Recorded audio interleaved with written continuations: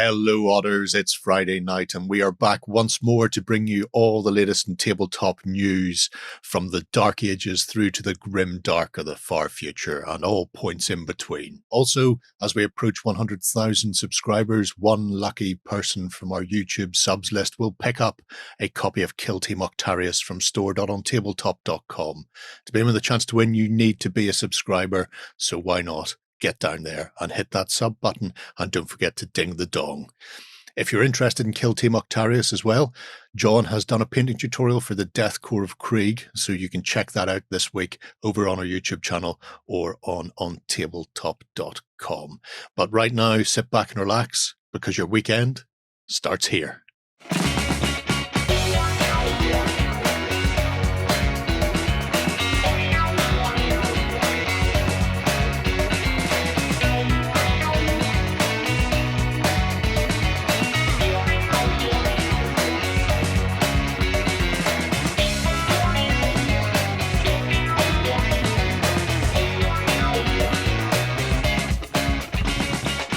Hello, everybody, and welcome back to Free.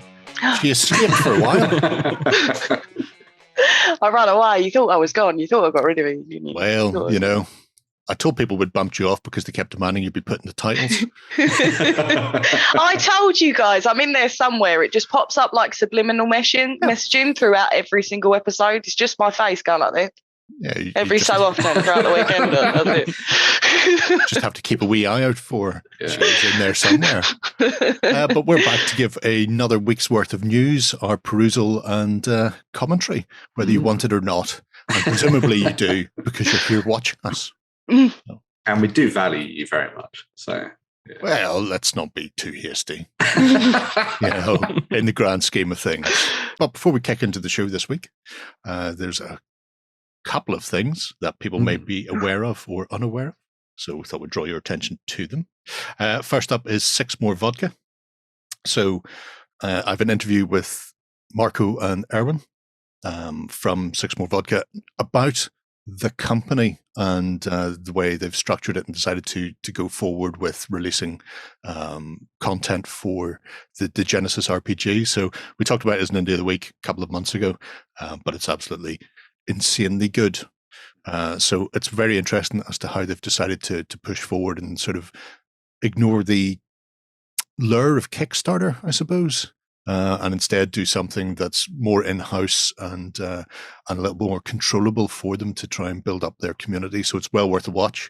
And in 2 weeks' time, I'll be sitting down with Liam, one of their editors, and having a chat about the world and about the books and the content that they've produced so far. So if you're interested in a Primal Punk RPG, it's worth having a look at that interview and keeping your eye out for the one coming up in a fortnight as well. Yeah, very much so. Apart from that, we're going to kick straight into the Indie of the Week. And this week I've chosen more a collection, collaboration, a conflagration, I don't know how you want to put it, which is Mezzers Miniatures. So Mezzers is a company in the UK that actually pulls together various bits and pieces from various companies. But there are two in here that are sort of somewhat unique to Mezzers, which is what I want to focus on today. So when you come to Mezzers, you can see things like War Bases, V&V. We've looked at them in the past, but I want to take a look today at Avanpost. So this is a single guy, I think. Oleg sculpts all of his own stuff in Russia, and he has a few different suppliers around Europe and I think even in America, but this is the one for the UK. So you can get your hands on them directly without having to go through import duties and the like. Nice. Which is always good. Now, I'd originally heard about them because of what they did for the French and Russians, but I noticed there's none of the Russians on this site, so hopefully they'll be there soon. British is exciting and new and mostly just guns, but we'll just isn't that the case? Isn't that the case with all British? That's the British, really, isn't it? Yeah, it was all about the line infantry. So, send in the Irish and kick an extreme amount of arse. That's how that war was won. But if we take a look at some of the bits and pieces they have for the French, these are 28 mil. They're a bit on the, I'm going to say the smaller side. They're not. They're closer to 28 mil than 32, which means they're perfectly scaled for the likes of Perry's, Warlord, Foundry, that sort of thing. Good. Yeah. That's great. You may, Vitrix infantry are probably spot on. Horse rise, they may be a bit big if you try and mix and match with the cavalry. But the sculpts themselves are absolutely superb. I have to say. That is lovely. Yeah, he sculpts mostly stuff to be cast in resin, although sometimes you'll find ranges are available in resin and metal. But depending what it is, you may or may not get them in both. You may be limited. I say sculpts, casts in resin, I suppose makes more sense. But you have these beautiful looking lancers. Yes. No Polish, no big square shako hats. But plenty of lovely dragoons. Very cool. I absolutely love the look of the French lancers. I suppose it's the green jacket on them. Maybe I've spent too much time watching Sharp. I'm just used to green jacket. You can never spend too much time watching Sharp. There's such a thing. Yeah. You'd be surprised. I really like how all of the horses are in different poses. It's so easy for historical miniatures to put generic horse number 5 out on everything. Yeah. It's nice to have actually the different miniatures depending on what unit's being used. Yeah. It just adds more character to the unit as well, doesn't it? Like when the horses are as individual as the riders in some cases. One of the things I'd like about this range in general, but also the way he sells them, is they're sold individually. Okay, right. And that's so unusual these days because most people go, you're buying a pack. You're buying a 4 cavalry or 3 cavalry pack from us. And it means if you're just after a single miniature to fill a unit or to represent a character or whatever it happens to be, and you're having to buy 5 or 6 additional models just to get the one you want, it's a pain in the backside. So I really like the fact that you can just go in and grab a single miniature to complete a unit, or if you're playing something like Silver Bayonets coming. So the Napoleonic horror game from Joe McCullough, it's with us, I think, in 2 months' time. Something like that. Yeah, I think so, yeah. Where maybe you don't currently play Napoleonic, so you don't need 56 individual French line infantry. You can come in here and you can go, I really want to get my hands on just some of these. So maybe you don't need a command. Fill some gaps. Yeah. Because you're just spin faster machine. There we go. You're just after character models or a few scattered infantry to fight against the werewolves or fight with them or whatever it happens to be. Great idea. You can easily pick them up this way without having to go the whole hog and buy yourself an army for 4 different models. But I do absolutely love these with the Shako, particularly like that sapper. Should have more sappers, please. I don't know what the transition from his hat to his beard is flawless. I was going to say, where's the big axe for down the door? I think it's on his back. There we go. There it is. I think it's on his back. Stunning. Everybody loves an aproned sapper for the French.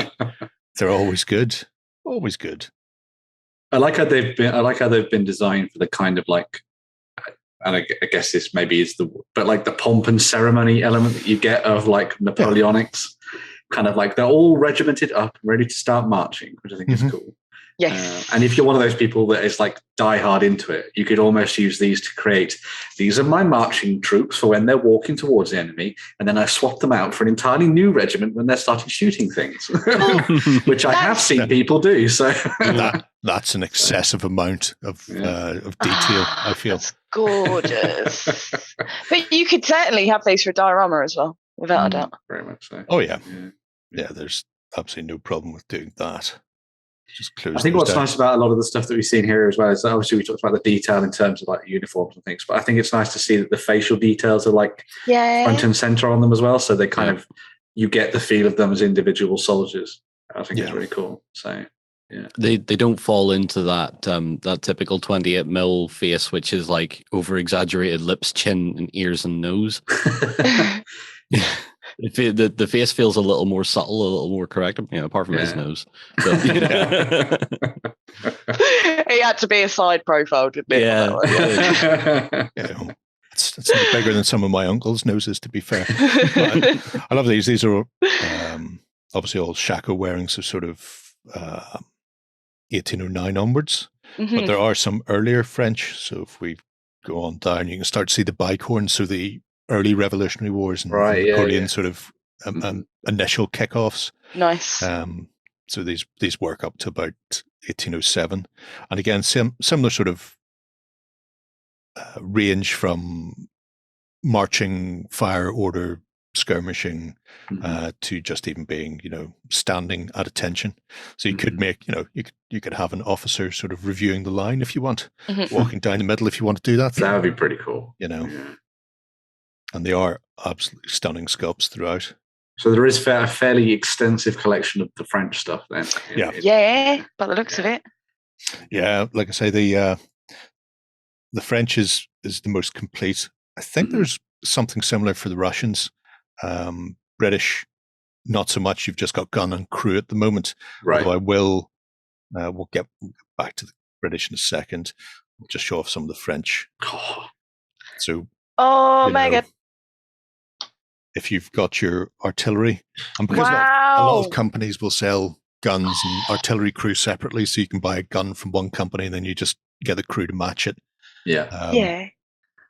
Which is always nice. But one of the they've got quite the range, haven't they? Yeah, there's plenty of guns and limbers in here, and for people paying attention at home, they also, for most of the guns will come complete with a cast barrel. But if you don't want the cast barrel look, because you're going to have cleanup to do, you can see the sprue gate at the front there. Actually, because it's resin, that one's fairly crisp. But you can replace them with the bronze equivalent. Amazing. Why waste your time painting a bronze cannon when you can just have a bronze cannon? Have a bronze one and weather it back down again. Oh, yeah. Or just leave it outside for a few days. Yeah. Spin it around the place. There are also conversion parts. So more customization as well. More customization. So you can get your hands on some old guard heads, just in resin at the moment. But if you want to change things up with who you're running around with. One thing I've always wondered about Napoleonic warfare, right, is, and this is nothing really to do about the actual fighting, but so obviously they all dressed up in these fancy uniforms and they looked resplendent on the battlefield. I wonder how long it took them to be like, sod this, and just ripped their hat off. Feather coming down. Yeah. and especially for like the gun crews and stuff, where obviously we're working overtime, loading, firing, loading. Surely that guy at some point was like, I am not carrying all this around with me, and would just rip his jacket off, take his hat off, and just go in with his normal linen shirt on or something. Like, they can't have been like this all the time. I think you'll find they could, unless they were retreating. It's all about discipline. Yeah, the thing was, you were trained to do things a certain way, and if you didn't do them a certain way, you were either flogged or you weren't in the army. I could die, or I could take my jacket off. I will point out, you can get a brass bronze eagle. Wow. Again, the standards have some cast eagles on top, but if you want something a little more bespoke, why not? And then you can spend your time doing Scottish accents. I want an eagle sharp, touched by the hand of the Emperor himself. Got a brass point. I want you to stick it in so I can feel it. We'll have a quick look at the British. So British are early and late. So Peninsula Campaign, and then the sort of the 100 Days as well. But again, as you would expect, quality quality Very sculpts nice. throughout. Very The nice. artillery drummer looks amazing. Yeah. Well, have a look at him. Oh, yeah. He And was a again- guy who definitely kept his kit on when he was. Yeah. Yeah. Well, you know, otherwise, see that big pointing stick that the artillery sergeant has? Yeah, I guess he'd hunt him down. Yeah. Sometimes used for pointing and sometimes used for beating. Yeah, that's very Uh, true. Yeah. Well, So did that's it- the late war ones. So That I see- is beautiful. was it that the French stuff was in metal and then the newer British stuff was in resin? Is that the The French stuff here is in resin as well, but I think Right, I've okay, seen Avanpost selling both on right? their own site. 'Cause I've- if you're looking to get them from Russia, from Oleg direct, you need to just do a search for Avanpost, and it's a Facebook page essentially. You just have to message him on that. I have a question about this drummer. Go on. Is that crest on the drum? Is that sculpted, or is that No, that's someone that went painted in off. with a 00000 brush? No, that's painted.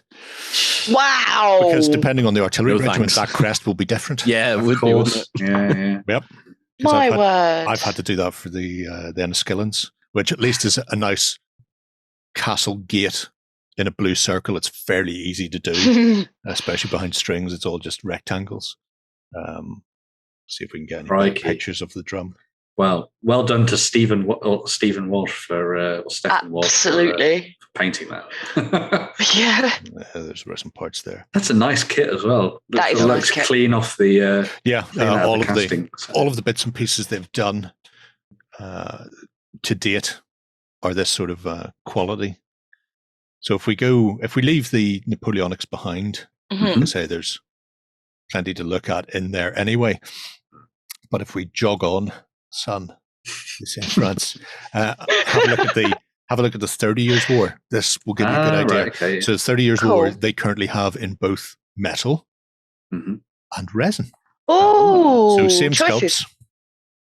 sculpts, but two different materials. I know some people hate metal, some people dislike resin. Pick your poison, really, I think is the phrase on this one. But you'll be able to see here the sort of the difference between them. So if I find somebody quite flash, let's get a musketeer. Depends how many parts the pieces they come in. If metal comes in many, many parts, I'm not a Mm. fan. But Yeah. I'm going to try and find the same musketeer. It's a musketeer carrying, which means it's this one. So here we have the metal, Right. and then here we have the resin version. Oh, I quite like the resin version. I prefer the resin. The resin will pick out more detail than the metal. It just Yeah. will. It will be lighter, so easier to transport. However, also brittler. So That if you is drop true. them, you will break them. Whereas if you drop a metal miniature, you may just have to straighten something out again. You'll bust your toe. That type of thing. That type of thing. But I think there is a great example. It's also an example of how pricing has changed Mhm. recently in the internet. So resins for a long, long time were more expensive because you're cast and bedamned with resin. Whereas if a metal model doesn't sell, you bung it back into a pot, melt it down, and cast into something that is selling. Yeah. So metal was always slightly cheaper, but there's been like a 37% cost increase over the past year and a half in metal raw. And this is the first time I've seen a metal miniature cost more than its resin counterpart from the same. So like 170 for resin pikeman, 185 for metal. That's pikeman. interesting. So Does that that's mean different. Forge are going to have to go back to casting things in metal to justify their prices again? Is that Well, at the moment, our Forge World not the budget wing of GW these days. I thought they were. You're getting that way, right? But again, 28 mil, 30-year war, although these are sort of early 17th century, so good for English Civil War as well. Right. If you want to do your Mhm. War of the Three Kingdoms. That's great. We'll just go in here and have a look at some. There's some crewmen. We're so happy with Oof. crewmen. Let's have a look at some more crewmen. They've even got the bronze versions of the cannons for these as well. Oh, yeah. And then there's some writers. The quality of those cannons is doing me a heckin' concern. So it's making me question a lot of things. Mostly sticking with the That's resins to beautiful. show, because the sculpts are going to be the same, but they just come up a bit better on camera. So See the detail, yeah. there you can see. Could easily be a cavalier. See, this is the kind of period of sort of black powder that I quite like, because it's those very sort of early days still of black powder where it's, it's stepped out of the medieval, but it's not quite Napoleonic. And I love this because it's kind of a little bit more sort of like down and dirty. I think it's kind of cool compared to like the resplendent, clean uniforms of the Napoleonic period. We have guns, but if it goes off, it's kind of hit or miss here. Yeah. Mostly miss. He's pointed a pistol at me. Don't worry, it's blown up in his face. Love that. The lobster helm on as well. Yes. Oh, gone too far. Very cool. Let's go back. Very cool. Load some more in, just because we've got officers and everybody likes an officer. I mean, I think from every one you've showed me from each section, each pose is different. Not one of these miniatures has looked the same. That's right. Yeah. No, there are some in there. There's similarities, but yeah. So if you're doing a pike block, there are several that have got the pikes charged or at 45 or at 90 for rest. So you can see that. I also like the fact he's used green gardening wire, which is what most people will be using for spears. So right off the bat it holds there. Nice. That's cool. That's good. That's nice. It is. It's handy for me because I've got a ton of it. 4 pikes and spears. And because they're resin, you could put that wire in, then heat the hand up a little bit in some hot water and close it. Close the fist a bit more. Oh, that's clever. I don't know if it would work. Oh no, it will. Insert smart meme. It totally will. Let's have a look at the Ossifer with his partisan. Look at the little the feathers alone. The little individual. Oh wow! See, that's the thing that's great for painting at that point, because you do the base layers and then you do a wash over it, and that'll sink into all those little nooks and crannies. And then all you're going to do when it comes to highlighting and stuff later on is just go over the top bits, and you're fine, and you'll be perfect fine. It's like a lovely guide for painters, which is great. So you would do a really light grey, apothecary white contrast, and then a white highlight. You're done. Yeah, just a dry brush over the top. Yep, very much. Yeah, very cool. Have a look at some musketeers and then some of our show-offs. The thing that I quite like about a lot of the stuff that we've seen from this as well is that it points you in the direction of perhaps thinking differently about how you build your units. Because a lot of the time, obviously, you do and obviously it really depends on the game, but you'll often build armies where it's kind of like single units on single bases. But a lot of stuff that you see here, especially for things like the pikemen and stuff, I like the idea of making it so that you either do them as one large regiment in its entirety, kind of like Kings of War style, and then you just kind of like mark the pressure on the unit perhaps with the dice and something, or you do it in sort of just strips. So you have a strip that you basically all paint together that is them with their pikes set and ready to take the charge and things, and then you build up each rank, as it were, as one strip, which I think would be really cool. And sort of take the pain away from having to base everything individually if you wanted. So I'm a big fan of big blocks of pike all based together, because then you can base them to the rear. Yes. And prevent your pike from overhanging as much. Have them all and in the back. You don't have to label each individual soldier with 1A, 1B, so they know exactly where they stand in the unit. Yeah, there's that. Because nobody wants that. Yeah, so that's the 30-Year War. Very nice. If you fancy going that way and laying about you in Northern Europe. We do have one other company to look at while we're here, rather than more Avanpost stuff.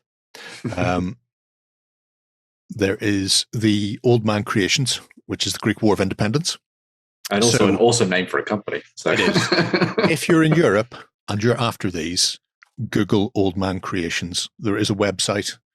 It will take you straight there. If you're in the UK, you can obviously just come to Mezzers. But this is the 200th anniversary of the start of the Greek War of Independence, or the Greek Revolution against the Ottoman Turks. And Stavros, who paints for Footsore, or not paints, sculpts for Footsore, amongst others, has done this as his own little range. So you've got Greek rebels against the Ottomans. Nice. And these are a gorgeous set of figures for a relatively, I'm going to say relatively unknown or untouched conflict. Yeah. It's not Obviously, something you if see you're often, Greek- is it? No, if you're Greek, means an awful lot more than it will to the rest of us, because this is 1821. So whenever anybody talks about early 19th century conflict, it's always Napoleonic. Whereas this was a whole other conflict just after the Napoleonic era finished, and kind of ignored by the rest of Europe. Ignored for a long time until people like Byron got involved. I was going to say, and then I think that's the only way I'd even heard of this was the fact that Byron was like, I will fight in this. Yeah. It's the only reason I do. It's like, oh, Lord Byron, interested. What? He did what? It was kind of, he went there and showcased it to the, I suppose, the other nobility in England and in Europe, because they would often go there and there's sort of the grand tours. And it was a case of, look what's happening here. But you've got your Greek rebels, so the people who fought for, I'm going to say, 9 years.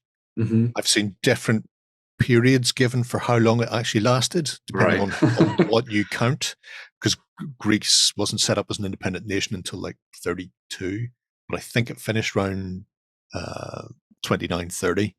So they fought for 8 or 9 years. Before finally gaining their independence, and it's obviously it's more musketry than pike and shot and that sort of thing. So small skirmishes, guerrilla warfare was the order of the day. But then you also had large mass battles. You had sieges. Wow! So it runs the gamut through any scale you want to play in.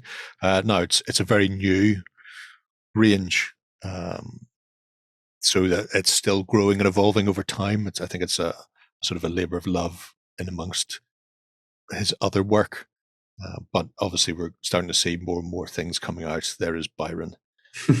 There he is. Who, even though he went and was given a command, he never actually fought because they kept putting off when he was going to fight. It's like, oh yeah, no, definitely you can lead them next month. Oh, in 2 months' time, we're definitely launching the assault, and then no. Unfortunately, his time was up. Never got to go in there. I love that guy. I think he's so cool. He is very cool. He's probably a terrible person, perhaps in history. I don't know, but he looks cool. So there's so much character in all of the characters, for want of a better word. In a lot of cases, it's because there is, I'm fairly certain there's a painting of Byron like that, even though he never led troops in battle. And I think that's where Stavros has got a lot of these from, where he's gone in and recreated the paintings as miniatures. Yeah. So they have a very distinct look. Mm-hmm. But yeah, they are absolutely stunning figures. It's one of the nice things about finding stuff like this on these kind of like indies. It's that it kind of prompts you to go and look at other conflicts and things that you perhaps never seen before, and have a think about maybe diving into them and having a look at stuff. Like in the past, obviously seeing a lot of things like the English Civil War and the 30 Years' War and stuff has made me think about, that would be an interesting period to go and dive into. So yeah, this is also very interesting because you get thinking about the idea of like, okay, taking on control of the Greeks and battling for their nation and stuff. That would be very cool. But yeah. Be interesting.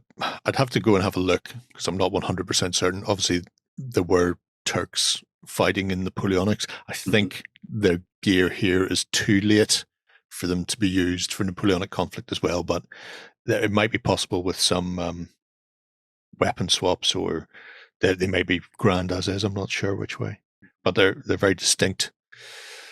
Sure. Looking force on the tabletop. Very, very swashbucklery as well. Yeah. If you wanted to do something slightly more romantic, I think you could have a lot of fun with this range. That'd be really cool. Actually play out Byron taking command. I was going to say, especially of the troops that he never got to fight with. Yeah. And then him eventually dying of a disease. How long can you keep Byron alive for? Considering how Byron acted, not very long. Poor Byron. His only crime was sleeping around a lot. It was the era. A lot of angry husbands. Yeah. Yeah, so that's Old Man Creations. Very nice. Yeah. I will say on the site here, apart from obviously the V&V stuff we've seen, Avanpost do 75mm figures as well. And so some people have come in and showcased some of the models that they've painted up from that range. So you can see things like ECW figures. There's a mitre hats, there's sort of 1800s. Sorry, 1700s, 18th century. You've got... That's gorgeous. He looks like he's lost his horse. Poor man. Very in. And then I think those are from V&V, 28mm. So we've looked at those before, but it's nice seeing just the sort of the wealth of stuff and the fact you can, maybe you don't have any interest in actually playing the Greek War of Independence, but you could always go ahead and pick up a Byron. You could. And some Ottoman Turks or Greeks, have him rousing them before they go and storm the Bastille. Blur all your lines together. Napoleonic French defending against Greeks led by Byron. You can't stop me from doing it. I can do whatever I want in the privacy of my room. I frequently do. It's my game. So there we go. So that's Mezzers, mostly Avanpost and Old Man Creations. But very nice. That has been your Indie of the Week. Coming to you from the center of Northwestern Europe. Covering board games, war games, card games, and all that you love. It's the news. So we are back with the news from this week, a little bit from last week as well. But leading things off, we actually have a little bit of quick news from the folks at Privateer Press, who have joined forces with the folks from Mythic Games. So yes, they have come together to put on a little bit of a funky Kickstarter later this year. They're going to be working together on the Monsterpocalypse, the miniatures game, but as a board game concept. So the whole focus of this is it's going to kind of be an interesting starting point for those people that want to dive into Monsterpocalypse, play the game. You're going to be able to sit down and play with a whole bunch of pre-assembled miniatures, which is always awesome, and dive into a 2-player core box. And there will also be an expansion that is on the way that's going to add a bunch more into the mix as well. So that's going to allow you to play sort of like team games and all sorts of different things like that too, which is pretty cool. There's only the announcements so far, but they have said they're going to be coming to Kickstarter. They will be coming to Kickstarter later this year. Obviously, Monsterpocalypse is pretty fun. Good little bit of kaiju action on the tabletop with some really interesting and quirky designs that they've been working on over the last couple of years now. The new edition of the game obviously comes with those multi-part resin kits and things that you build together and you paint it with whatever colours you like.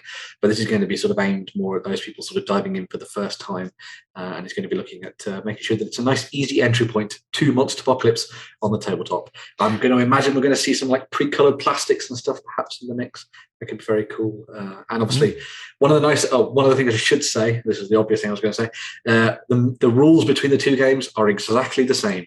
So if you have been playing Monsterpocalypse in the past, you are totally going to be fine diving into this. Or if you want to play the board game first and then dive over up to the more miniature-based version of this, then you can do that as well. So you've got the hobby and the board game at the same time on the table. I wonder if you can use your miniatures in the board game.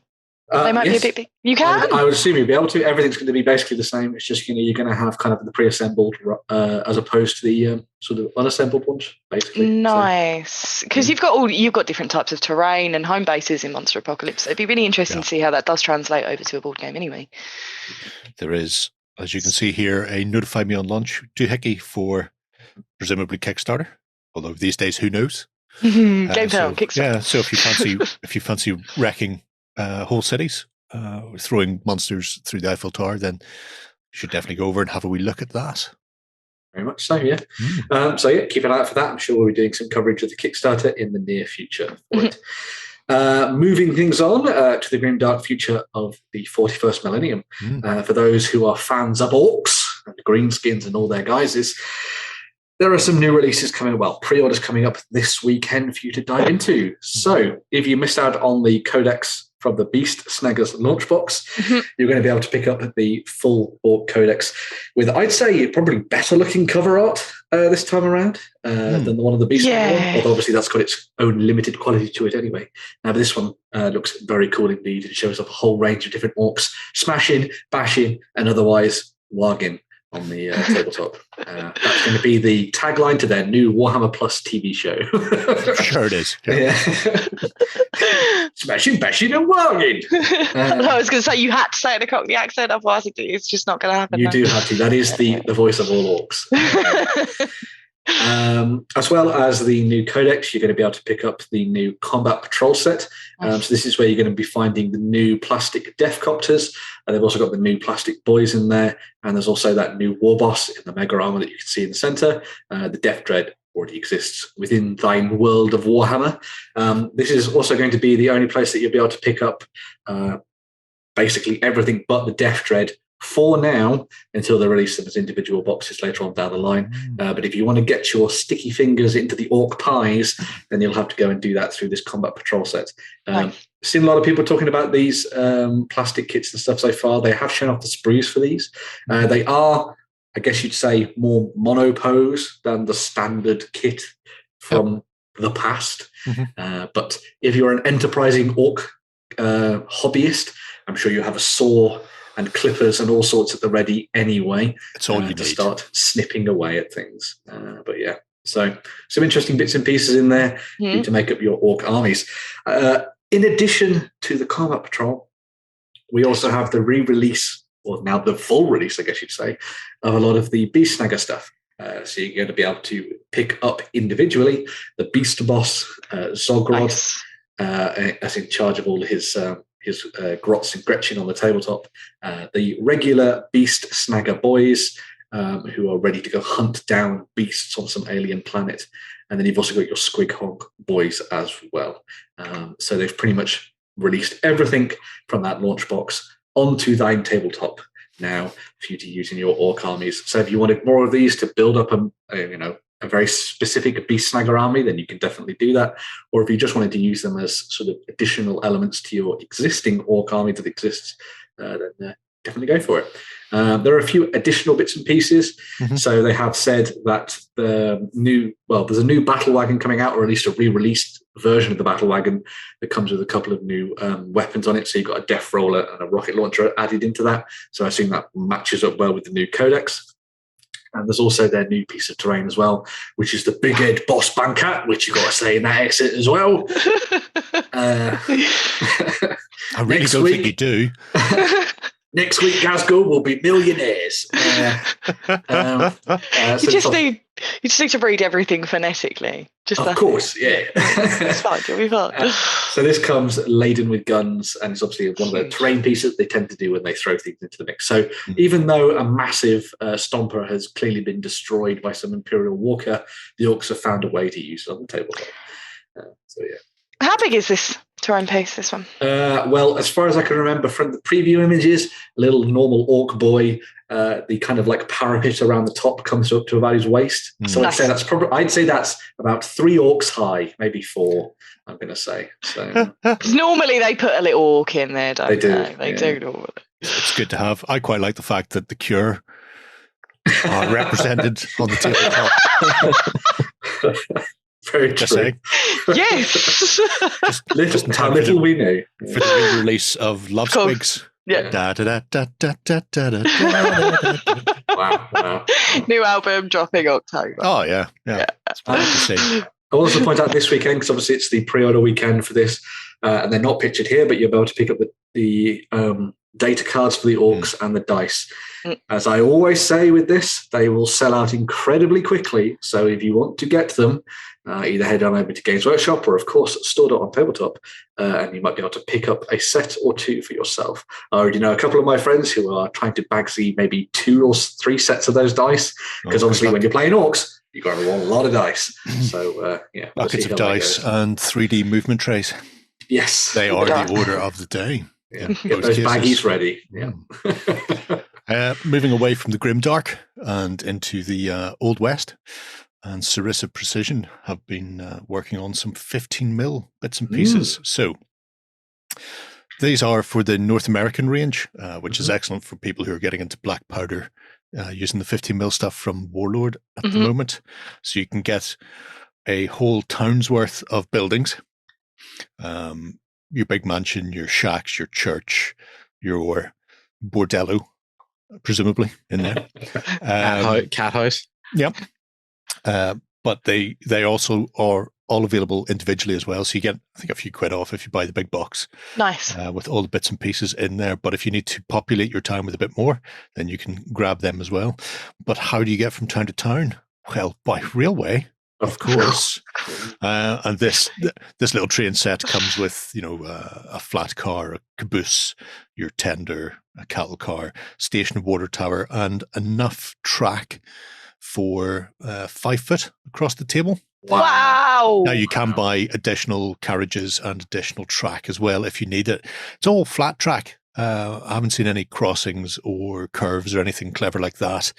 So, fairly static. But, if you're looking to defend Atlanta or attack Atlanta, either way, all you need is a big bit of rail running straight through the place and you're good to go. These 15mm as well, yeah? This is all 15mm, yeah. Now, it's not the only thing they've done for North America so far. If we go across to Sarissa, they've also done some other bits and pieces for 15mm. So if you are getting into your American Civil War, you can pick up sets for Antietam, Gettysburg, and Manassas should be about somewhere as well, I think.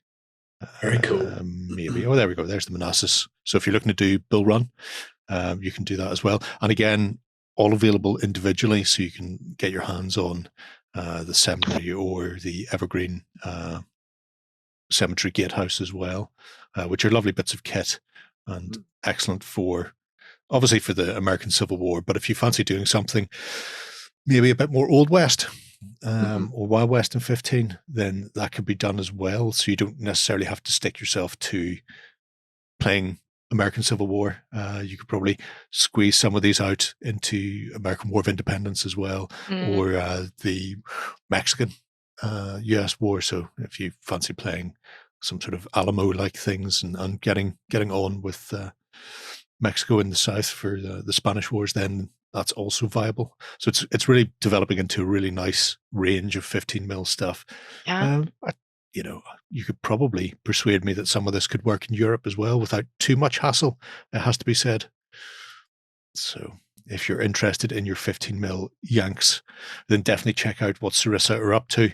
And if you just want to put choo-choo trains on the tabletop, then you can also do that. We all know that's what Lloyd wants to do. Oh, yeah. That is what Lloyd wants to do all of the time.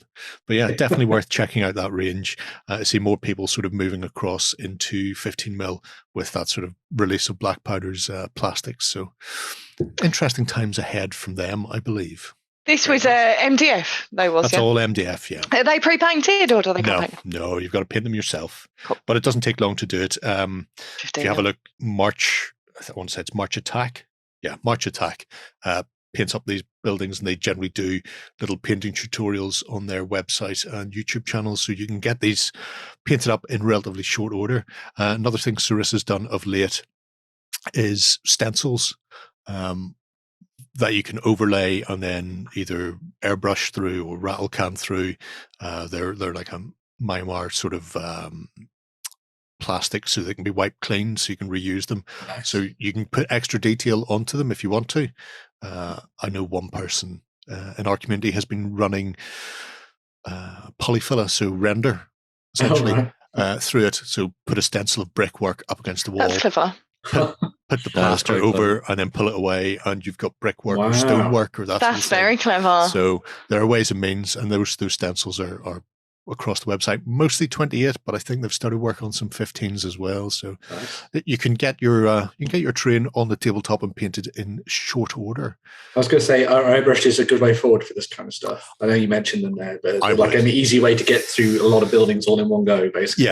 Yeah, well, very much so. Especially if you're starting to do things with not even stencils, but just even a piece of card, right. And then set up against it, and then just spray and work your way down, and you get like a hard line. For your tiling or your board work, your individual planks, that sort of thing. So you can pick them out very quickly without too much effort, which is always good. You just got to be careful with the paints you're using on MDF, because you'll get that oiliness of the wood coming back through sometimes, or That's texture. what I was wondering about. Yeah, because we would if we were painting them in here, it's usually like the spray primer, like a Halford's or something like that. You do a spray primer to sort of neutralize that, and then go in with the airbrush. Right. Or color primers, Army Painter range and TT Combat's range, probably really good for it too. Oh yeah, you can just hammer on a rattle can primer first if you want. If you're not going to, maybe you're not in a position where you can. I know obviously Scandinavians are already into 24 hours of darkness. So going outside for a quick spray with a rattle can probably isn't going to work for you if you're up that neck of the woods. But a thin down coat of PVA and water over MDF or shellac or something like that, just to you can brush it on, seal it, and then you can use an airbrush without any major issues. But regardless of how you choose to do it, you can hammer them out in short order, because 15mm stuff paints itself. It's very far away. It's the way to do it. It's already in the distance. Yeah, it's already in the distance. Sticking with historics, but moving away from the Americas, Ben. Yeah, so Empress Miniatures over, I guess you'd say maybe the last year or so, have been doing a lot more World War One stuff. They've been doing it for a while anyway, but we've definitely seen them expanding things with their British, for example. But more recently, they actually managed to bring on board the OZ Club STP range, which was sculpted by Paul Hicks for a Russian company. And these miniatures for the World War One Russians were only available previous to this in the Russian Federation. So they have now been released unto the world through the wonders that are Empress Miniatures for you to pick up. And they have a couple of different sets for you to dive into. Each of them kind of provides you with your sort of standard line infantry that you'd need for playing out World War One as the Russians. But you also have a machine gun in there as well, if you want to lay down to some suppressive fire too. Some nice sculpts, obviously, because it's Paul Hicks, who does amazing work as it stands. But really nice to see sort of like this other side of World War One in many respects. Like, I obviously knew that we see a lot of stuff, especially now, really, for the British, the French, and the Germans, but we don't tend to see much for the Russians, oddly enough. But obviously, they were involved, albeit for a little while, I guess. But, they had a bit of a local kerfuffle that pulled them out of it. So. Yes. But then, as far as the kerfuffling goes, these could then be used for the Civil War afterwards. So you've got very much so. Yeah. Put these up as your Tsarist troops or your White Army against the Bolshevik Reds. Which is, I would say it's timely in many respects. I know Blood and Plunder have been talking about the upcoming supplement, which is End of Empires. So it's sticking with World War One, but they're either nations that weren't covered in the initial book. Blood and Valor, I guess. Or Blood and Valor, sorry, yeah. But also they have interwar and some of the revolutions that happened around the same time. So there is the Imperial Russian Army, the Cossacks, the Bolsheviks, very cool. The red and white army lists as well in there, and amongst a whole host of other ones, including stuff for like the Easter Rising. So these are coming at a great time. So you can use them for Blood and Valor, or you could use them for one of those sort of World War One adjacent, shall we say, battles. Not necessarily has to be in World War One itself. Yeah, and I know obviously we talk about a lot of these kind of ranges, maybe kind of like bringing a period of history to the forefront. And I know obviously a lot of people will say in the comments that World War One has been gamed for many, many years. And of course it has. But it's always, I think we're coming round to that kind of like, I think everything has those sort of moments. And I think we're coming round to wargaming having a little bit of a moment for World War One. Because obviously I think, we've got Blood and Valor out there from Firelock. Wargames Atlantic are doing all their plastic stuff for World War One. We're seeing a lot more stuff coming up from Empress as well. So I think if you're interested, or at least were semi-interested in the period, I think now is a good time to dive in and give it a go, I think. You're always under winner with Paul Hicks sculpts anyway. Oh, yes, very much so. They do look great. Yeah, but they did also say that their Russian stuff there matches up, well, the stuff that was done for the OZ Club matches up well with the scales and things for the rest of the Empress line, because obviously it's from Paul Hicks anyway. So if that works for that, it's easily going to match up with everything they've done previous, which is always nice. So happy days. What's up next then? We're going over to Raccoon City, we are. So if you're a fan of the Resident Evil franchise and you've dipped into the Resident Evil 1 and 2 board games from Steamforge, you're going to be delighted to know that the third board game is on its way after a successful Kickstarter. So Steamforge Games are now taking pre-orders for the survival title, ready to take on Nemesis. So Resident Evil 3 board game, you can take the role of Jill Valentine and her justice pushing crew, recreating scenes from the video game. So keeping in theme with the same rules and gameplay as the previous games in the series, players are going to get to see Raccoon City and its next deadly hurdle in the franchise, so up to the third game in the third slot. So in the box, you're going to get loads of components, including game tiles, 104 different pieces of terrains and tokens to further the gameplay, 108 cards, and 28 new plastic miniatures to paint up as well. Along with that, you get 9 new scenarios to immediately embark into Raccoon City as well. So whilst players are exploring the Hellraiser City, they're going to find themselves in loads of different locations too. So it will keep players, and players are going to need to keep an eye on their danger levels throughout, making sure that it's safe, and each decision made in the game is going to have a knock-on effect for the next encounter as well. So that theme runs throughout in the Resident Evil games, but this new miniature with Nemesis wielding a gnarly rocket, I can imagine that's not going to be the easiest of bosses, but you'll get your run-of-the-mill zombies and zombie dog bosses too to come in to the game. So the base game is not the only thing for us to sink our teeth into as well. There's an expansion available to pre-order as well. So there's a City of Ruin expansion, and players get to look at new locations such as the hospital, the park, the Dead Factory, and get 2 new bosses in with that as well. So fans of the video game will be completely immersed into the main game locations and completely take on the new threat. So they both can be pre-ordered on the Steamforge website now, and they are ready for the release next month. So we haven't got that long, by the end of October. So not I long assume now. these are all standalone from the Resident Evil 1 and 2 board games, so you don't need the other ones. No, you do not. You can play this one so that you've got your Resident Evil 1 board game, Resident Evil 3. Each different stories, just like the video games, will be played out. Yeah, core mechanics remain the same throughout all 3 of them, though. So if you played the first one, you don't need to do too much extra work when it comes to diving in and finding out how to play this one and stuff as well. But obviously, as it has gone through 3 iterations, as it were, obviously things have been tweaked and tightened up and everything like that when it comes to the rules and stuff. So this will be obviously the most up-to-date version of that you'll be able to play on the tabletop, which is pretty cool. So looks like he's had one of the Esther Branson cocktails. Pulled your gums back over your teeth. As long as you can perfect a Stars style impression, I'm sure you'll be fine. Hunting down Jill and everyone. I mean, I've just said it to you guys. They just bring out the 4th one already. Like Resident Evil 4 is the best. It is. I haven't played any since the original one on the PlayStation. Oh, right. Have you not? No, that was the last time I went near Resident Evil. We need floppy-haired Leon. Yawn all the time. It's just awesome. My only exposure to Resident Evil has been the movies. Oh, wow. Okay. Kill it with fire, John. I'm going to hurt your feelings for you and say I care not for the video games. I'm okay as long as you're not saying Resident Evil is an amazing franchise because you've seen the film. So that's fine. Could be an amazing franchise. You don't know. Don't let him finish that sentence. Nobody else has seen the films except for John, so none of it's an amazing franchise or not. That's what I was thinking. I was looking at Nemesis going, why isn't he carrying the minigun that he got in the movie? The minigun was far cooler than the rocket launcher. Oh, no. Have either of you played any of the... because I'm going to go out and let me say John hasn't, but have either of you played any of the Resident Evil games from Steamforge yet?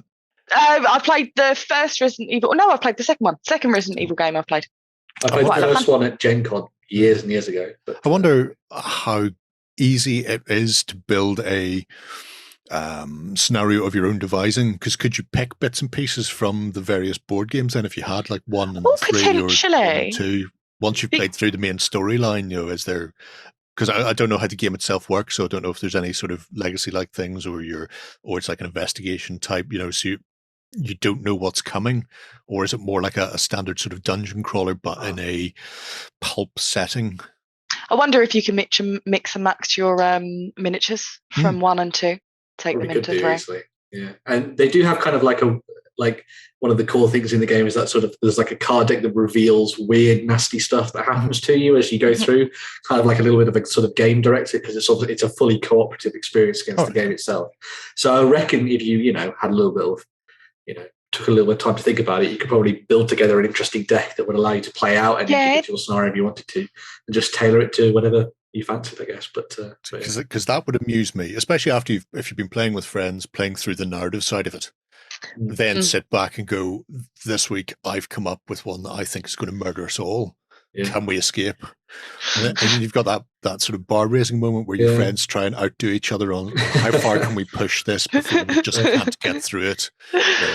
You do find that with a lot of these kind of games, you'll find the community putting things together on things like Board Game Geek and stuff. Yeah, you do. So it might be worth seeing if other people have put things together as sort of like downloadable scenarios and that kind of thing, and then use those as kind of like a leaping off point to making something yourself perhaps as well. So, and if it's something you've ever given a go, show us in the project system. We'd love to see as well. That'd be cool. If you've got your own scenario, be sure to let us know. Can we see whether or not somebody can recreate the Jill sandwich from one? Guess we'll find out in time to come. Yes. It's a Jill sandwich. We're almost a Jill sandwich. John's like, Barry. What? Huh? John's just, yeah. And on that note, sip of coffee. Right. Where are we off to next? We're going to be taking a look at actually more stuff from Firelock, Ben. We are, yeah. So Firelock Games, well, a couple of weeks ago, we talked about it. I think maybe it was a couple of months ago now. We talked about the fact that they're working on a couple of role-playing games. So they're going to be using the Year Zero system, the mechanics for that, in order to make two historically accurate, or as close as you can be anyway with these kind of things, role-playing games for you to dive into. So one of them was Under Black Sails, but the other one that they've sort of been talking about in more detail recently, because it's sort of edging towards a release at the start of 2022, is War Stories. And we've actually been able to have a little go at this, which was good fun, and hopefully you'll see that in the near future. But because they've been previewing some of this, we just thought we'd dive in and talk a little bit about it. It's kind of like what they've been doing with it as well. So the main sort of premise behind War Stories is that you play as either the airborne from the Brits or the Americans during Operation Overlord in sort of World War II. And you'll be playing as soldiers, or a squad of soldiers at least, as you go about all manner of different missions on the tabletop. And the sort of core basis of each character very much takes that sort of the Year Zero engine and runs with it. You have your two basic stats that you'll add together, and then you'll roll your dice and get sixes and you succeed. Way, fantastic. You can then push your rolls, and if you roll ones, then bad things happen. And you have all sorts of other things thrown into the mix as well. But they have made the characters in themselves a lot deeper, I guess you'd say, than sort of standard Year Zero characters. They've got things in like a life path system, so you can find out what your character was like before they became a soldier, which I think is really, really cool. It kind of feeds into the way you play your characters. And they've also got some very muddy and gritty and nasty damage rules in there now. Weapons, as you might have imagined, are pretty deadly because they're weapons. You would have thought guns kill people, huh? Exactly. And so not only will the enemy go down very easily, but you're just a soldier. Things can go badly for you as well. Yes, I won't spoil anything, but no, lots of people die. So, spoilers. World War II was, World War II was bad. No, but I mean, this character here, the medic, is an interesting one, because you were talking about the life path, and during the life path progression, or when you're rolling to see what happened beforehand. So it's the son of a college professor, grew up eager to see the world, but also educated. And because of that education, there is additional languages available to this character. Nice. Now, I know whenever I was talking to Gabe, saying that in the main, American characters don't really speak a huge amount of second languages. They mostly just stuck with English. But in this case, the life path generated essentially a multilingual character, which is a nice way of doing it, especially if you're... One of the hardest things to do when you're trying to play an RPG, especially as a new group, and you're just getting into it, is generating your character and working out who they are, where they're from, what type of person they're like, and having sets of steps in there that you can either randomly generate, or I think you can go in and just pick. You can pick things. Yeah, you can go, I'd like to be this, I'd like to be just a guy from the Midwest, maybe worked in an auto shop, whatever it happened to be. You can do that. But if you just want to let the dice decide how your sort of character progresses and how they ended up in this mess, then you can just let the dice do that and see what it generates you. And you may be surprised at just sort of the depth that's in there as well, which is a lot of fun. Yeah. I also see that beyond the 101st, we have a few other characters as well. Yeah, so one of the things obviously I said at the beginning there was that you're going to get to play as those kind of like airborne characters and stuff, which is kind of the main focus of things, but they have got lots and lots of additional rules in there that they're going to be building on to allow you to play as different player characters. So for example, they talked about the idea of playing as tank commanders and that kind of thing. So for example, we've got one of the sort of African-American soldiers that would have been fighting during that period. But they've also put in loads of stuff for generating resistance fighters as well, because this is all about retaking elements of France from the Axis and sort of fighting them back towards Germany. And so a lot of the time, obviously, the rest of the resistance fighters had a massive hand in that. And so having them as part of your squad is pretty awesome on the tabletop in a role-playing game.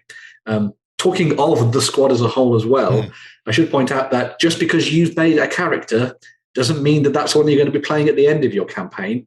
One of the things we mentioned earlier is that death is always around the corner. And so they've got some interesting things in there for you to kind of not only just build up your character through experience, but also the experience of other characters within your squad. So that if your guy bites the dust or whatever, or hits the dust, then you're going to be able to change up and play as a different character as part of your squad and not lose any of the character development in a way because you've already been playing as them before that anyway. Yeah. So, yeah. It's nice. This is something that's coming with Under the Black Sails as well, where you have a sort of a group that you can pick from. So whether it's your squad or platoon for war stories or the crew on board your ship for Under the Black Sails, they're always there. And one of the things they've done is, because they've made it more realistic than most Year Zero games where you're shrugging off shotgun shells to the head, in this, if you need a medic, that medic isn't going to instantly heal all of your ills and have you back fully fighting fit. There is a long time. So if you broke a leg, prepare to be on crutches for 3 months or whatever happens to be for it to heal. And while that's happening, you can still play with that character with all the negatives that will come from having a broken leg. Or while they're convalescing, so while they're sent back to, Paris or back to Blighty to convalesce, one of the other characters from your crew or from your platoon step up, you take over them, they progress, and then your own character can come back later on. So nice. You get that really cinematic feel of people coming and going and losing members without them just being faceless individuals.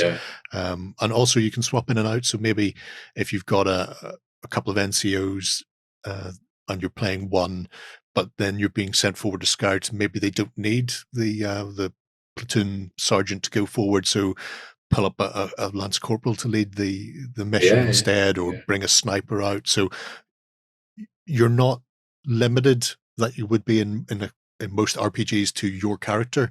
You are the collective, if you will. I think that shows more when you think about Band of Brothers, where everybody sort of got a little spotlight throughout the series where they were focused on. And you see that coming through with War Stories. And I imagine we'll see the same with Under the Black Sails as well, with various people sort of moving forward to have their moment to shine. It's an interesting, because it kind of reminds me, weirdly, as you say, Band of Brothers, it reminds me of almost playing through a TV series or a movie, or in this case, I guess, real life, actually. You're playing through a period of history rather than just as an individual on that one particular journey. And I like the idea that maybe you don't particularly want to play as the machine gunner this time around with the big, massive gun on their back.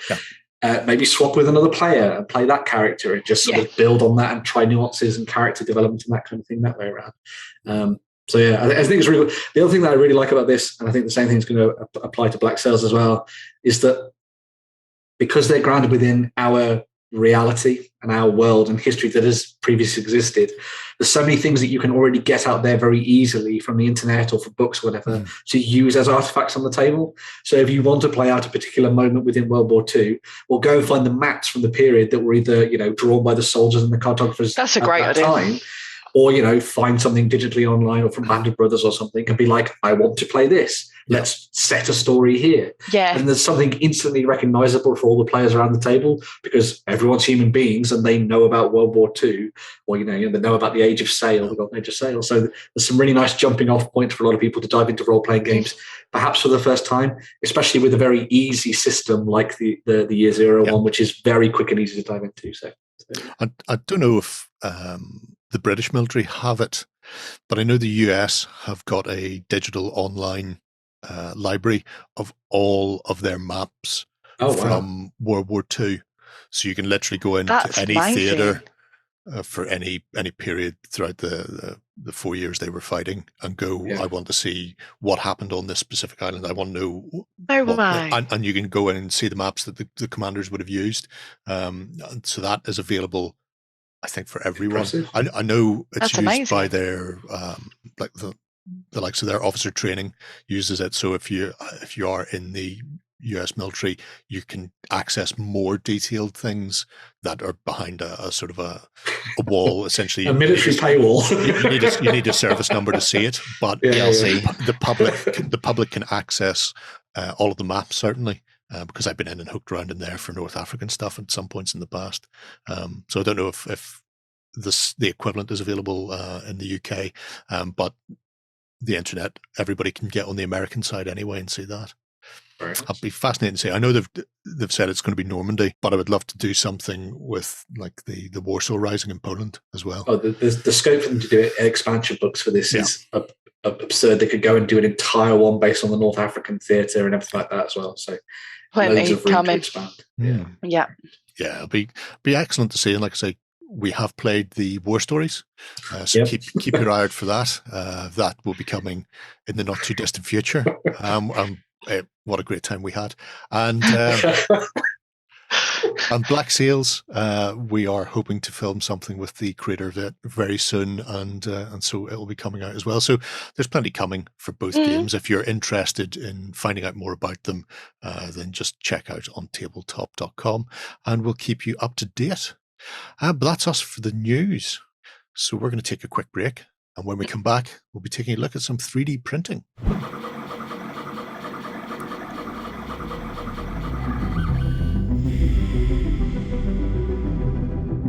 All right, then we're back and we're going to be taking a look at the wonderful world of 3D printing. And this week, we're going to have a look at OnePageRules. Benjamino. Yeah. So we have looked at OnePageRules in the past. I think we looked at them when they basically just started their Patreon, as it were. But I thought it would be worth revisiting them. Now they have had a couple of months under their belt, as it were, and have started showing off a whole range of new stuff.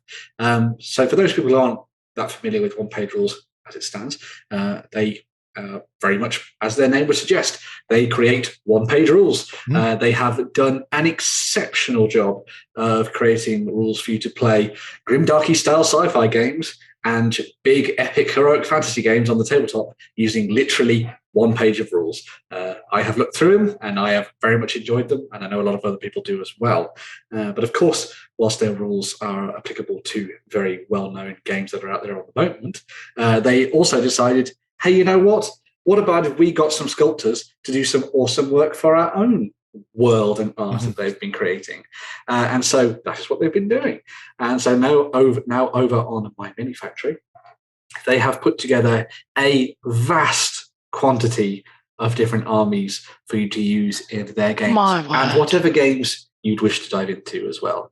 Because one of the things they've dived into with this, obviously, is they've specifically said this, like, they want you to use these in their own games, but if you feel like you want to use these in anything else that you could see fit to do so, definitely go and do it.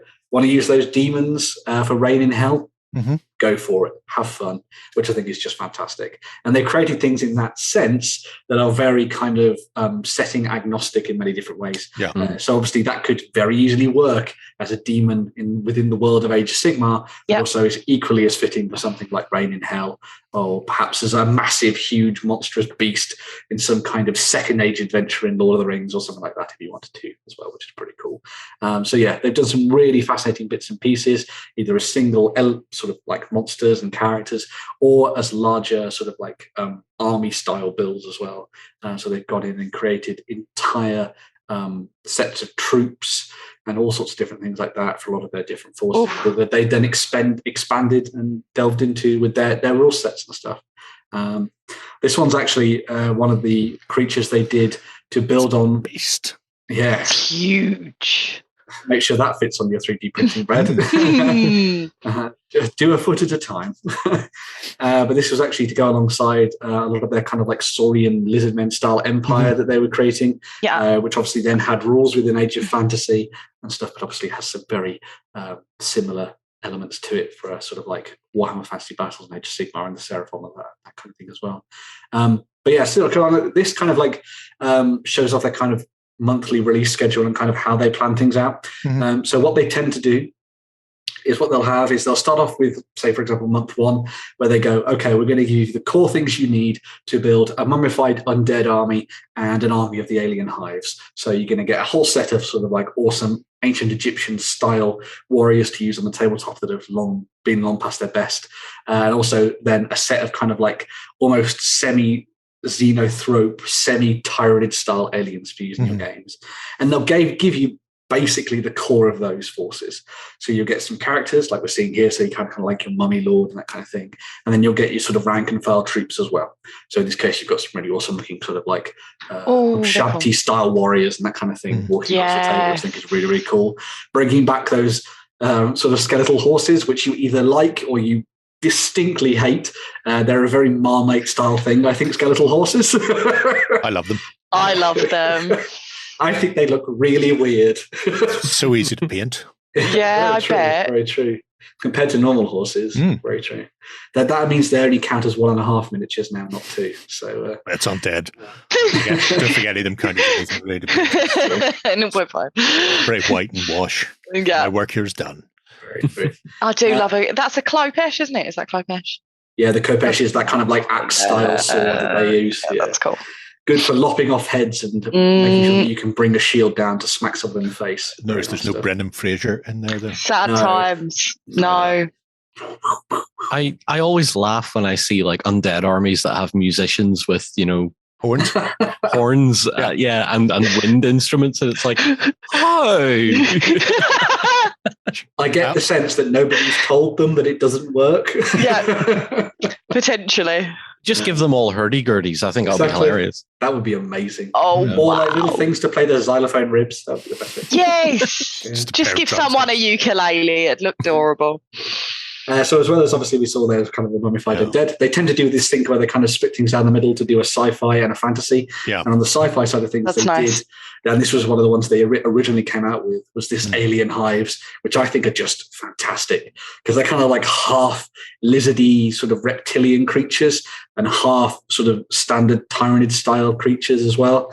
But I think that they've done something really nice and twisted with them so that they wouldn't necessarily have to be used for something alien. You could also use these as like demons or something as well on the tabletop, which I think is really cool. I think this would look really nice in a post-apocalyptic campaign. Yeah. Because they're hybrid almost. You could see them as like mutated animals or something. Yeah, that could be really cool.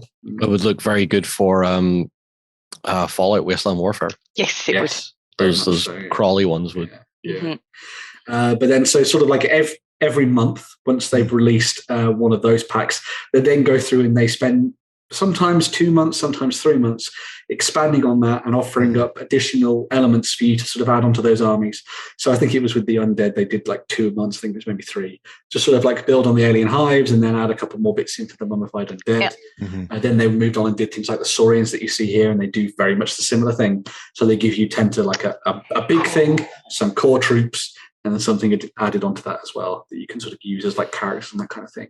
And that's sort of the process that they go through all the way through up until now, as we've seen. And yeah, we obviously covered these and we did some sort of like interesting interviews with these guys back. I think it was last year, was it now, Jerry? I think it was at least a year ago. Yeah, was it at least a year ago, maybe 2. God, time is a wibbly wobbly thing.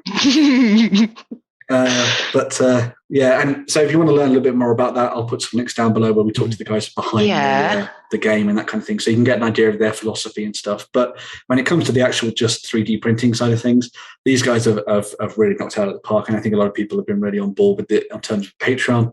But then obviously a lot of the stuff that they do then you don't get at the time, you can then pick up over through My Mini Factory as well later on down the line, which I think is really cool. And they're just so inventive and different with what they do, obviously taking very familiar techniques and then adding something like a little bit different. So like, I think one of the things that was really nice about these is that while they retain a lot of that kind of Seraphon quality, that lizard man quality, they also did some interesting things with them to make them sort of less Amazonian in parts and more kind of like they could be from anywhere kind of thing. Like, I think they did some interesting things with the way they did things like the croxigores that are not croxigores and stuff like that, to make them look more like Nile crocodiles, for example. Really cool. They kept that Inca kind of look. That's what I was thinking. Rolled it back a little bit. Yeah.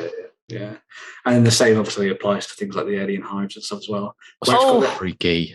That brain one was gorgeous. That one. Oh, just in time for Quarantine 37 from Star Wars. Yeah, drop that into some strange facility off on a space station somewhere. And suddenly now you know why there are plague zombies everywhere, because that thing has got into their minds and warped them and twisted them. I can just look at these and imagine what noise they make when they walk. You know? It's like putting your hand into a big pot of cold spaghetti. That and just doing that. That's the noise I get. So John's going to do the Foley work for the next trailer. I'll do the Foley work, no problem. But if we have a look at some of their more recent stuff, so I think over the last couple of months to maybe half a year, one of the things they've been really doing is their kind of the Duchess of Vinci range, and this is really cool because like we've seen sort of Da Vinci-esque stuff done before, but imagine if he'd been able to perfect his thing and sort of bring it to the fore in warfare. That's effectively what this army is.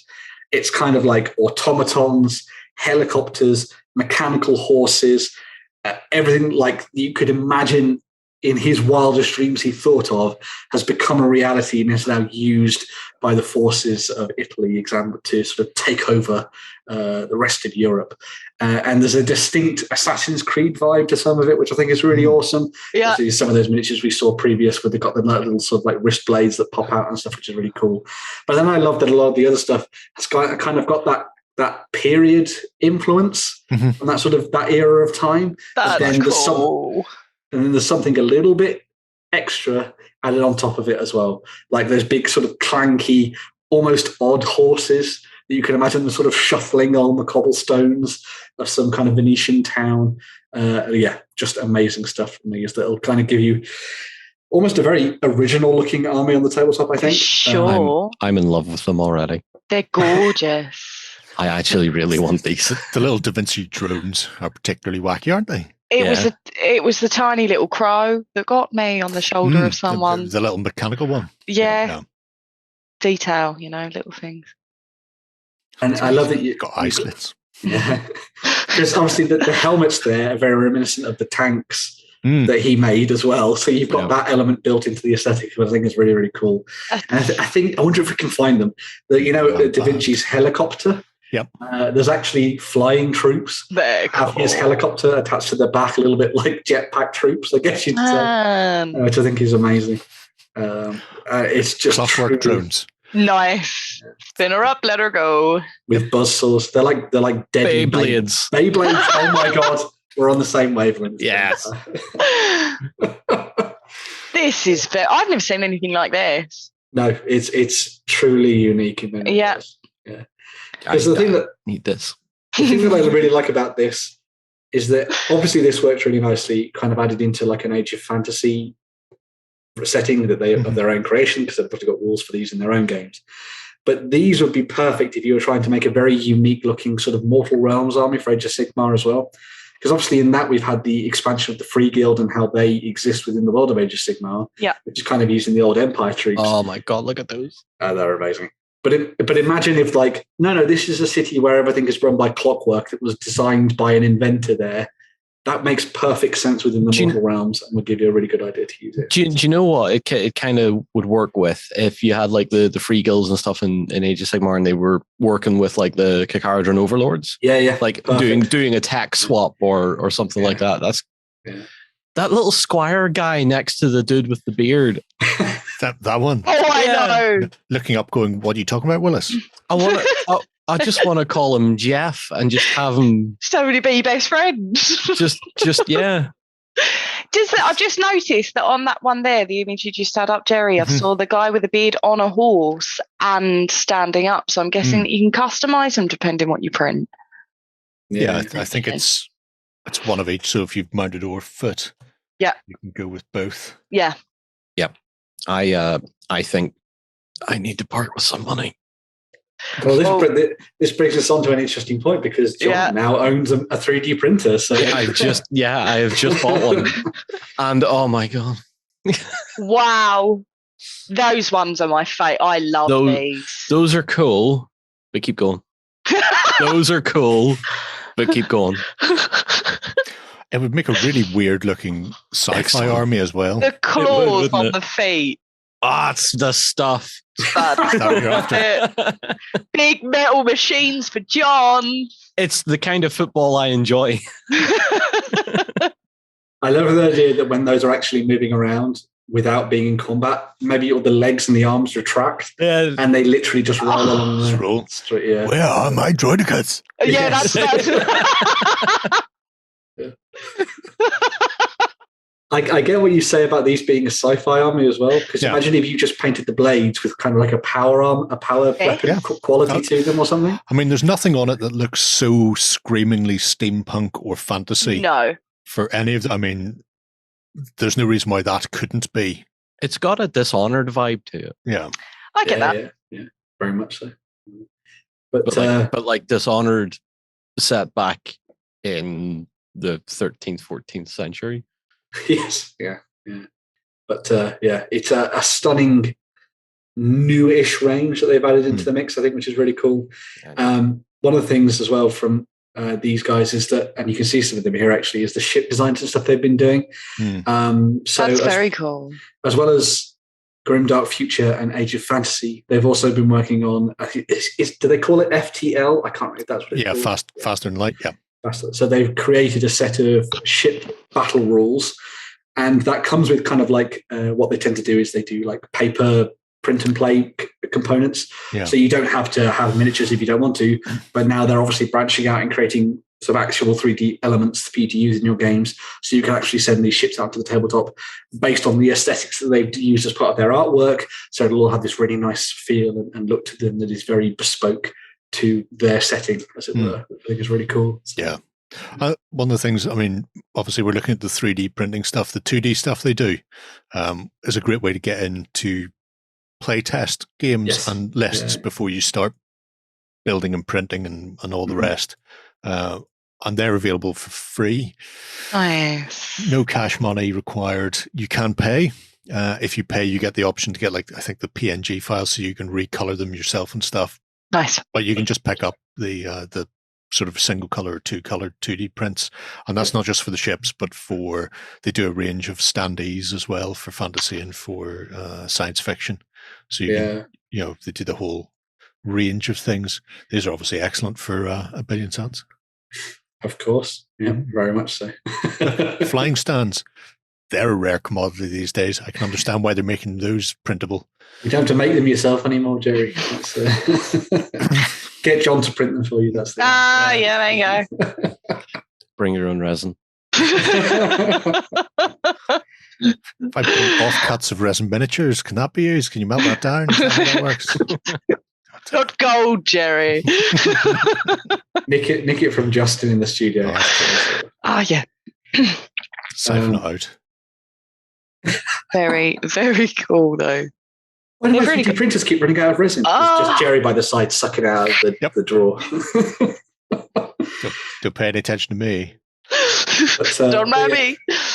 As you might have guessed from looking at their My Manufacturing page and basically everything that we've been talking about so far, they have a fairly robust selection of offerings for you to dive in and play around with. as is most of the case with a lot of these sort of like bigger Patreons as well. They've developed a fairly massive community behind it. Obviously, because it's OnePageRules, a lot of people will be playing their games, but a lot of people have dived in and are now playing around with their 3D printing stuff. And so there's a lot of things in there to help you out if you're kind of new to the idea of 3D printing and want some sort of tips and tricks to dive into it and have fun with it as well.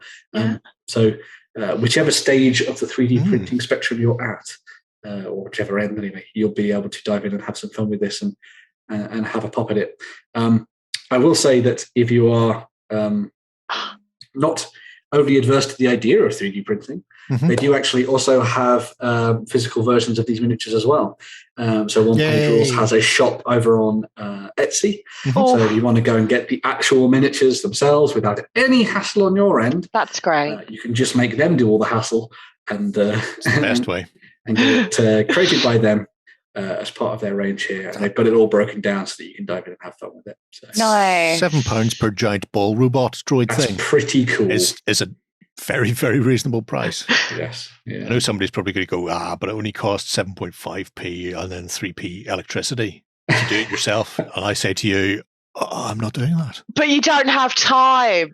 It's the time thing. Even if I had the time, I'm still not doing it. No, it's principle. Because John's going to mix this with his BattleTech love, so he's going to be sitting there reading all the rules for BattleTech, and that's true. There's a lot of rules and there's a lot of lore to read, and that's plenty of time to sit there and watch your 3D printer, John. So the only problem is it's going to have to live in my bedroom, and I need to make sure that whatever part of my room it goes into is soundproofed, because I will not sleep with that thing humming away all night. Very true. How cute it is. Oh, this is some of the this is some of the stuff they did. I think it was a couple of months ago, where they kind of mashed together. Think General Grievous, and then think Necrons, and mash them together, and that's basically what they did with that. So it was very cool. I'm thinking both of those. Yeah. And dwarves that we don't need to see. I love a golem. See, I purposely didn't even talk about the dwarves because I know what people are like. So, but we'll have a look at that though before we go anywhere else. I mean, that is pretty cool. That is pretty cool. That's for the Sisters of Battle-esque range. Whoa. You just got a bit wide all of a sudden. Chunker. That's what they call it. Quite like with the turbine in the middle. It's like Gypsy Danger. I was about to say it's a bit like a Jaeger, really. Yeah. It's better than the sort of like weird Space Marine papoose that the Grey Knights have. So that's all. Yeah, well, yeah, that is true. Anything is better than that. Anyway, yeah, whole ripping range in there, and also the Patreon itself. So I suppose if you want to see what they're working on in the future and support them so they get more bits and pieces out, you can come here and chuck money at them for what's coming.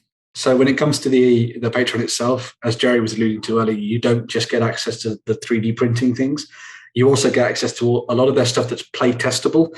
So you'll get access to early rules, you'll get access to beta, feedback forums and that kind of thing, so you can help them with the development of games. You'll get access to like early versions of 2D stuff as well. So you'll be able to play around with stuff that other people just don't have access to at the moment. Oh my God, is that making you want it even more, John?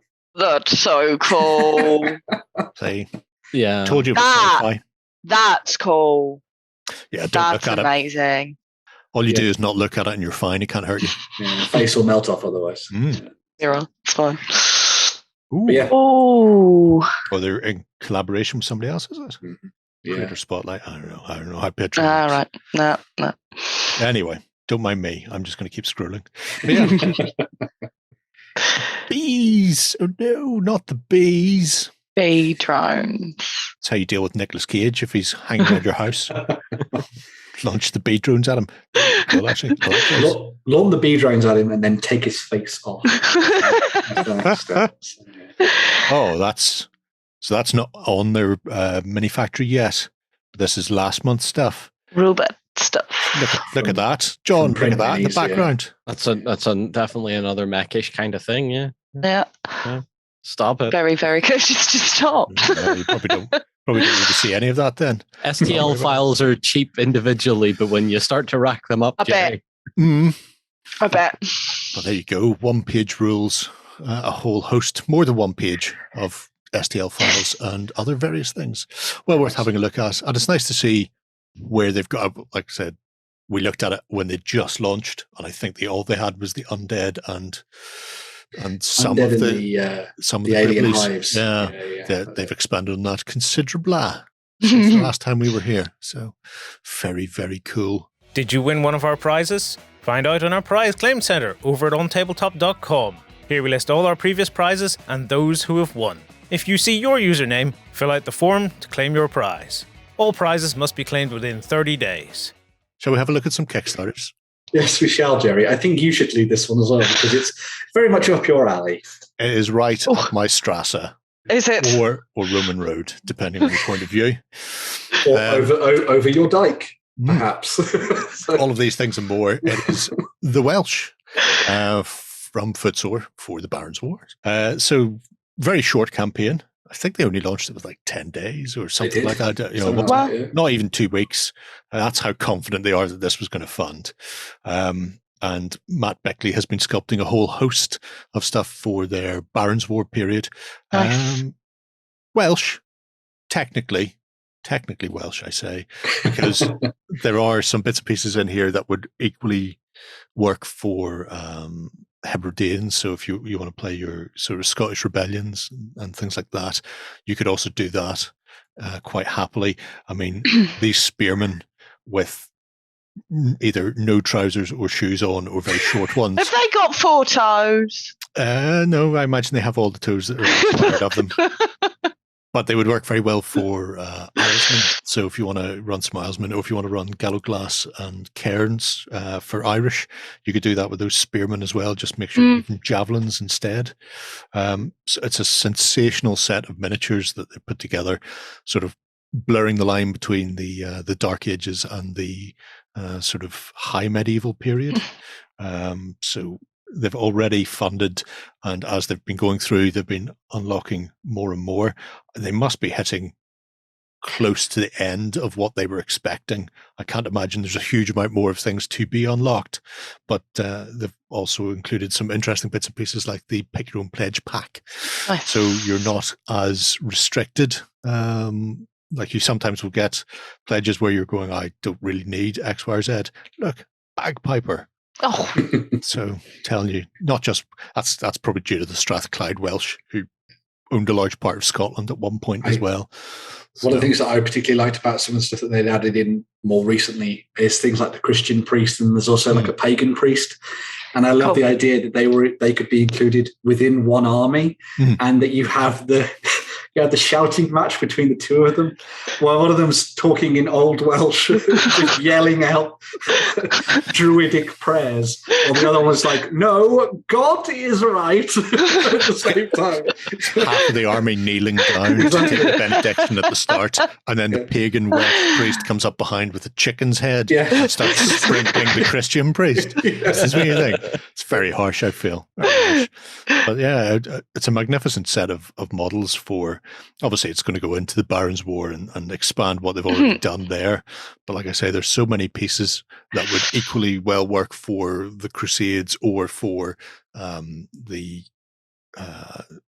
War of the Three Kingdoms, actually. So you've got Ireland, Scotland, and England all kicking off amongst themselves.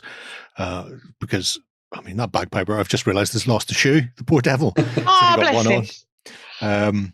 But yeah, you just seems to be a trend with the Welsh to not have shoes on.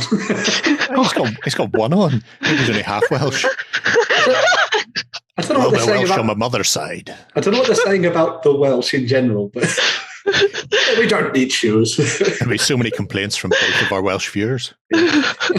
All 2 of them. All 2 of them. Yeah. This was my particular favourite. So this is your medieval Navy SEAL with his own cargo on his back, so he can launch an amphibious mission. You know, it's a good way of doing it. There's bound to be rivers, and sometimes you might want to send people around the flank to start stabbing people in the backside. You could also sit him in there with a spear and then put him underneath a bridge, ready to stab a Viking in the That is true. Well, so. Nad stabbing on the Vikings. So more spearmen coming. So there is a bit more. Like I say, they've unlocked a lot already. There is a lot more to come. But with only 7 days left, by God, that's comprehensive already. From your light troops to your cavalry to a whole host of infantry. Screaming out there. helmet-wise, they're not so different that they would look out of place with Anglo-Saxons either, especially if you want some different Daenax warriors in there. Yeah, I really fell at the end may need to lose his head in favour of something better, but I really like the archers in particular. I'm always won over by archers. I think it's such an amazing craft to be able to shoot a bow well. And so when you see soldiers and miniatures and stuff in different poses, shooting bows and things, I think it's fantastic stuff. And obviously the Welsh have got that kind of mythology with the longbow and that kind of thing as well. So there's all that to sort of like look into. And there's just one of the things you mentioned earlier as well as the idea of the posing with a lot of these is that it's not it's very much posed as if these are going to be used in a skirmishing army rather than being a mass battle force. Yeah. But then imagine if you did have them as a mass battle force and you had those javelin skirmishes at the front there, or, hurling their javelins, and then you had the ones behind you a little bit more reserved as well. I think it's It reminds me so much of Shepherd Payne, one of the great diorama builders, had this lovely pencil illustration of how you make your miniatures look more dynamic, and they showed a German throwing a potato masher, and it was like 7 stages, and they're going the very middle one where it's sort of like standing straight and with the arm straight was the dullest, whereas having the overextended pose at either end, either leaning way back getting ready or way forward as you've just launched the grenade, and that just almost looks like a Dark Age version of that little pencil illustration going from leaning back to hurling it forward. I think it'd make your tabletop a lot more interesting as well with the different levels. Yeah. It's not just going to be everybody is all the one same height and before you're sending them out. There's me leaping over a rock before I do my back in. Well, classic Jerry, yeah. That's how you did it. That is how I did it. That is true. Jerry was posing for the Welsh range. It kept me in that position for days on end. It's just completely buckled by the end of it. Yeah. I will say, because obviously this has been kind of semi-themed for the Barons' War, and obviously you could use these in Saga, for example. I would assume that when this is going to come to retail, I would imagine we're going to see kind of like a little sort of scenario booklet or something like that. That'll look at you playing out a clash between the Welsh and the English, perhaps, on the borders. I think that could be very, very cool. So watch out for that in the future. No doubt. I imagine it will definitely be coming. I know they're currently playtesting the Army Builder. I say playtesting, stress testing, I suppose, the Army Builder for the Barons' War, for people who are incapable of using pen and paper and need to have it. Anyway, the Welsh looking particularly nice. Yes. So if you are interested, you've got 6 days left on that, and extremely well funded already. I just want to have a quick click at this because you can see some of them up close. And so many Jerrys. Yeah. There is a lot of Jerry. It's my hair throughout the 90s when I went for unusual times. Shall I shave it this week? Maybe I'll have a goatee. But yeah, stunning range of figures from Matt very cool as well. And definitely worth a viewing for anybody who's interested in that time period. What are we going to round out the show with, though, Ben? So we're going to be rounding things out with something a little bit more sort of whimsical and fantastical, although the Welsh are whimsical and fantastical in their own way. But this is from the talented Alex Huntley and his crew over at Warplock, who have come together with a set of comic book designers to create a really fantastic sort of like side project to ArcWorlde. Cool. So Tales from the Journal is going to follow the adventures of the explorer, who you can see there down at the bottom of that image, looking hapless and afraid alongside his enchanted book. So one of the fun things about the explorer is that he has popped up in many of the Kickstarters over the years at ArcWorlde. And his whole dealio is that he's traveling around the ArcWorlde trying to document all of its fascinating peoples and monsters and all kinds of things like that. Now, when you are adventuring around the world, you sometimes run into trouble. And so that's where his companions have come from, and that's who you see here. And so alongside the comic book creators in this 30-page first sort of issue, I guess, of the comic, we're going to be seeing the explorer heading out on a new mission to find out the secrets of the Mid-Arc forest alongside his friends. And obviously, as this is from Warplock, there's going to be some miniatures alongside it as well. So you're going to get the comic book, and then you're going to have the miniatures themselves that you can tell the story of the comic on the tabletop at the same time if you wished, which I think is really cool. Mm. So you've got a nice little mix of different pieces in here. So, I mean, that adorable little... I know. Owl-cat hybrid thing. Owl-cat griff thing, yes. So you've got the likes of the Explorer there. You've got some halflings there, which I think are really fun. I love that one of them's got like a little claw arm for like catching things. Obviously lost in a battle in a bar, perhaps, or something like that. You've got your more Nordic shield maiden type in there too. And you've got one of their sort of like darker wood elves as well at the same time. Who I love has also got kind of like that sort of wooden, almost sort of dryad style leg on her as well, which I think is fantastic. You've got her hawks in the background too. Each of these miniatures is going to be available either in metal, in resin, or, John, you can 3D print them as STL files if you wish.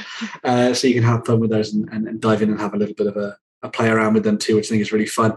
I think it's really nice to see the world of ArcWorlde being expanded in this way, because one of the things that we've talked about previously when we mentioned ArcWorlde is that it's very much a narrative game that's told almost as a cooperative story between you and your opponent. The rules are very easy to get into and grab a hold of, but then a lot of the sort of nuance of special rules and ability and that kind of thing is basically decided between you and your opponent.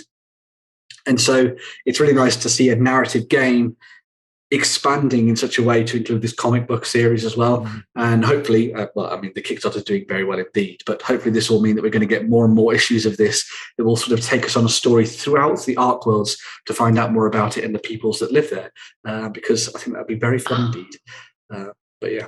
And as you can see there, alongside the comic book and the character set, you can also get a starter set that you can snap up as well in metal or resin to get you going in the game, which is a very fun one indeed. So next thing up then is gremlins, all wearing tiki masks, coming screaming out of the trees at you. Yeah. So those people who will have paid attention to their last Kickstarter campaign will know that they kind of looked at bringing the Bay Orks back and sort of like redesigning them and retheming them and that kind of thing. And alongside those are going to be those gremlins too. So this will be, if they get to that goal, a fun chance for you to sort of play around with some gremlins before they become available to the masses, which I think is really nice, especially if you're a Bay Ork player yourself. So this is only a short campaign, wasn't it? Yeah, another short one. So obviously the Welsh one was like 10 days or whatever. This one was similar length. Went live on Tuesday this week, so not too long ago. Will be over within a couple more days, really. So, but yeah, it had a relatively low buy-in, obviously, because you're just trying to get the comic book either digitally or physically, and then a set of miniatures as well. You can obviously put in a little bit extra if you want to get the starter set, but it's fully funded, which is always nice to see. 11 days when you see 11 this, days, to check it out yourself. So. It's a lovely little set of miniatures as well for people who just fancy giving it a paint. You don't even need to get involved in the game. You can just go for these weird, quite whimsical, nice, The main character looks like how I would be if I was dropped into a fantasy world, just really unsure of what's happening around him. And then a tank comes and you're fine. No, there won't be a tank. That's why I'd be confused. Where is the clank? And there you go. There's a rulebook available. That's great. There is a rulebook available if you're interested in seeing how ArcWorlde plays. If you've not come across it before, you don't need to throw money at the screen without having seen what you're actually getting involved with. You can get in there, have a look, and start working out how your adventures will go. There's a previous iteration of the Explorer running for his life. I believe there's also one over on their web store where he's bundled up in sort of like winter garb, where he headed up into the north to go and find out what's happening with the Njords and stuff. So very cool stuff there too. Yeah. Cool. Lovely looking little Kickstarter. There you go. That was much harder than I thought it was going to be, despite being in English. Who knew when I started that sentence where it was going to end? I apparently didn't. So that wraps us up for this week. Been a terrific set of Tiny Fighting Men and others in there. If you're interested in any of them, you should definitely go and check them out, especially those Kickstarters. Time is short, so you need to get in quickly if you want to grab them at a bargain price. That's us for this week, so we're going to move on, get ready for the Sunday show, where we'll be looking through our hobby and yours on our XLBS. If you are not part of the Cult of Games, you should come over to OnTableTop and sign up. You can get a 30-day trial and see the sort of madness we get up to, and also take a look at some things like early access for John's painting tutorials, or me punching things out of plastic generally when I get bored, and amongst other bits and pieces. You can have at that and have a look around. Don't forget to be a subscriber to the channel. As we hit 100,000, somebody will pick up a copy of Kill Team Octarius for all the Nork and Krieger fun there. But until next Friday, bye-bye. Go ahead and check out our other content on screen now. And while you're at it, why not hit subscribe and remember to ding our dong. Go on, you know you want to click it. Go on.